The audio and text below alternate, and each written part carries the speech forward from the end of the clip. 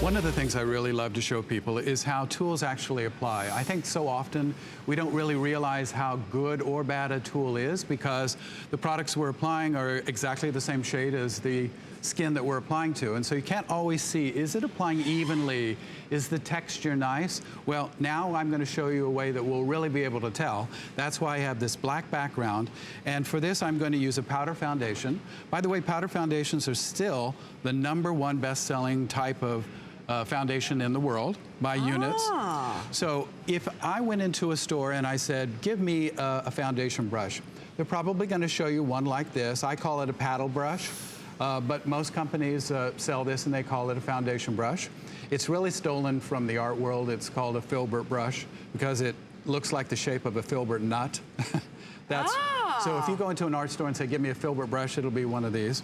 But I want to show you now, I'm going to pick up this powder foundation with this brush, a generous amount, shake off any excess, and then I'm going to apply it to this paper, and we'll see exactly how well that's applying to the paper. I really don't see great application. So that's what that is. Now you may say, well, I don't use that brush for my foundation. Maybe I use one like this, because this is about the second most popular one that people will get recommended if they go into a store. Let's see what this one does. Again, same foundation. I'll load it up, shake off any excess.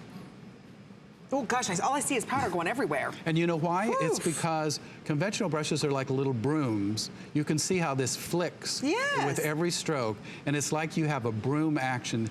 And if you flick enough sort of adheres. Wow, but what a waste of product. It never gives you that kind of control. So let me show you one more example. I'm going to be using the Oval 7 brush, and we're using exactly that same foundation. Shake off any excess. And we'll see if there's any difference at all. Look at that.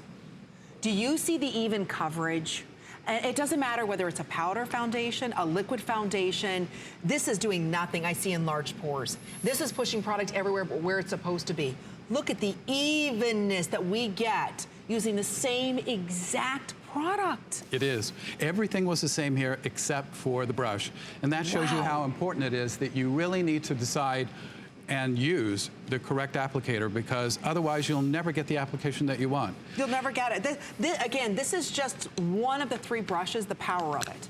One of the 3. It's going to do the same thing for your blush, your bronzers, absolutely everything. So if you're someone right now who's spending a lot of time in the morning blending or putting on your makeup and you're saying, why doesn't it look even? Why don't I look flawless? Why don't I look like the girls do in the advertisements?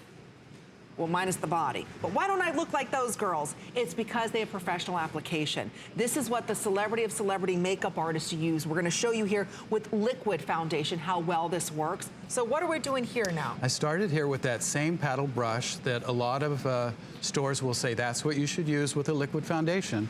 But you can see that's the kind of coverage that I got. Now, with liquid, sometimes they'll say use a luxury sponge applicator, and companies that make these, and there's several of them, recommend that you actually bounce it onto the skin so that you stipple it essentially. Oh, So let's try that. Let's see what happens when I stipple it on the skin. What I'm trying to do is I'm trying to fill up the circle as evenly as possible. So that's what I get with a sponge, and it's because most of it actually goes into the sponge itself. And now I'm going to use an Artis brush. This is the Oval 6 brush, and we'll see if there's any difference in how this applies. Why is it that we're getting such a different application? What's so unique about those fibers? Well, this is a fiber that I created because I didn't like animal hair. It just doesn't work very well, as you can see in some of the examples that we've done before. So I created this fiber. It's engineered, man-made, no animals as a part of it at all. Also, the other thing that makes that uniform application is this brush has 90,000 individual fibers. Every fiber ends with a microscopic tip of 3 microns. That's smaller than you can see with the naked eye.